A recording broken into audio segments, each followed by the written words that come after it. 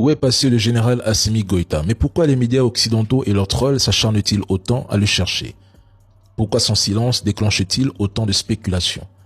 N'était-ce pas justement cette opération terreau-terreau qui devait l'éliminer et mettre fin à la transition? Mais vous avez échoué. Vous appliquez contre Assimi les mêmes méthodes que celles utilisées contre le nouveau guide suprême d'Iran ou contre Poutine au début de son opération spéciale.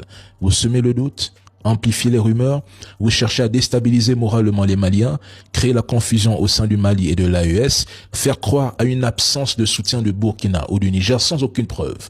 Vous construisez un scénario où les Russes fuiraient le Mali simplement parce que la presse française et les groupes terreau-terreau l'affirment en publiant des vidéos sans même prêter attention aux sources russes ou maliennes.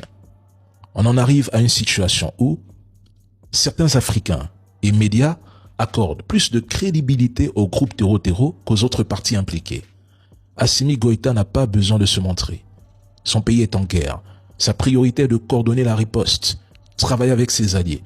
Pourquoi devrait-il apparaître publiquement en pleine menace? Pour assurer qui? Les Maliens? Ceux qui sont engagés dans la lutte savent qu'il est à l'œuvre et se porte bien, c'est le plus important. Vous vouliez l'éliminer. Vous pensiez mettre fin à la transition. Mais sachez que tant qu'Assimi Goïta est là, tant que le peuple le soutient, tant que l'AES existe, rien ne sera garanti pour vous.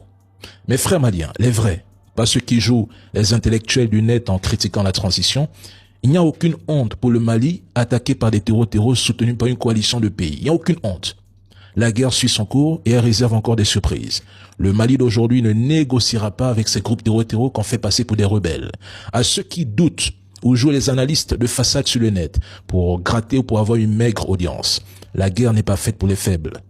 Seuls ceux qui tiennent, encaissent et se relèvent écrivent la suite, écrivent l'histoire. Les lâches quittent le navire. Sur ce, force aux FAMA et mon soutien reste total.